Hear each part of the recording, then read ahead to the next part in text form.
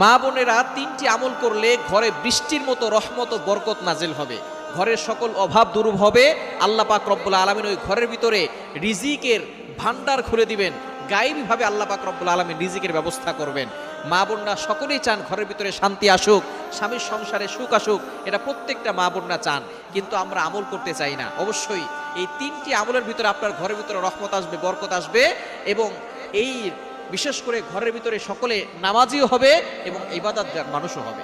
আমরা যদি এই তিনটি আমল বিশেষ করে মা বোনরা করতে পারে, আমরা রান্না করার সময় তিনটি আমল করব। এক নাম্বার হচ্ছে অজু করে রান্না বান্না করব। আমরা অনেক অপবিত্র অবস্থায় রান্না করতে যাই। অনেক মা বোন এমন আছে, রান্না করা যাবে, কোনো সমস্যা নাই, তবে পবিত্র অবস্থায় রান্না করলে ওই খাবারে স্বাদ আসে, ওই খাবারে রহমত আসে, ওই খাবারে বরকত আসে।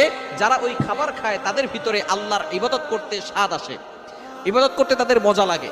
সুতরাং অজু করে রান্না করতে যাবেন, পবিত্র অবস্থায় রান্না করবেন। অনেক মা বোনরা আছে রাতের বেলা গোসল ফরজ হয়েছে, ফজর নামাজ পড়ে নাই, ওই অবস্থায় রান্না বান্না করেছে, দুপুর বেলা একসাথে গোসল করে তারপরে ফজর আর জোহর একসাথে পড়ে। খবরদার, এটা কখনো করবেন না।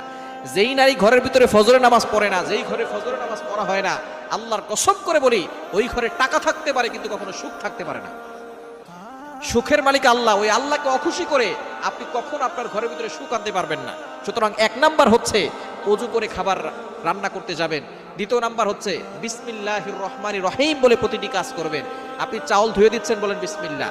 আপনি চাউলটাকে চুলায় দিচ্ছেন, বলেন বিসমিল্লাহ। আপনি তরকারি কাটতেছেন, বলেন বিসমিল্লাহ। এরপরে আপনি অন্যান্য যে কাজগুলো করতেছেন, প্রতিটি কাজের শুরুতে গান না শুনে, ইংলিশ হিন্দি গান না শুনে আপনি বিসমিল্লাহ বলে কাজ শুরু করেন, দেখবেন আল্লাহ তাআলা ওই কাজের ভিতরে বরকত দিবে। খাবার অল্প হলেও সেখানে বরকত থাকবে, রহমত থাকবে, অভাব আল্লাহ তাআলা দূর করে দিবেন। তিন নাম্বার হচ্ছে দুরূদ শরীফের আমল বেশি বেশি করবেন। মা বোনেরা রান্না বান্না করার সময় এই তিনটি আমল করবেন। ওযু করে রান্না করবেন, পবিত্র অবস্থায় রান্না করবেন। দ্বিতীয় নাম্বার হচ্ছে অবশ্যই বিসমিল্লাহ বলে রান্না বান্না করবেন। এবং তিন নাম্বার দুরূদ শরীফের আমল বেশি বেশি পড়বেন, জিকির আজকার করবেন, সুবহানাল্লাহ, আলহামদুলিল্লাহ, ওয়ালা ইলাহা ইল্লাল্লাহ, আল্লাহু আকবার, এগুলো পড়বেন। আল্লাহুম্মা সাল্লি আলা মুহাম্মাদ ওয়া আলা আলি মুহাম্মাদ কামা সাল্লাইতা আলা ইব্রাহিম ওয়া আলা আলি ইব্রাহিম ইন্নাকা হামিদুম মাজিদ।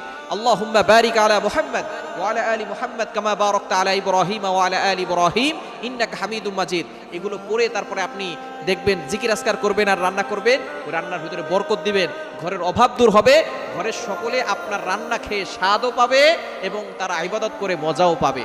এজন্য ঘরের সকলকে যদি নামাজি বানাতে চান, ইবাদতগার বানাতে চান, তাহলে নিজে পবিত্র হয়ে রান্না করেন, বিসমিল্লাহ বলে রান্না করেন, জিকির আজকার করেন, দেখবেন ঘরের অভাব দূর হবে, আল্লাহ তাআলা হালালভাবে সম্পদশালী বানিয়ে দিবেন, রিজিকের ভান্ডার ওই ঘরের ভিতরে আল্লাহ তাআলা খুলে দিবেন।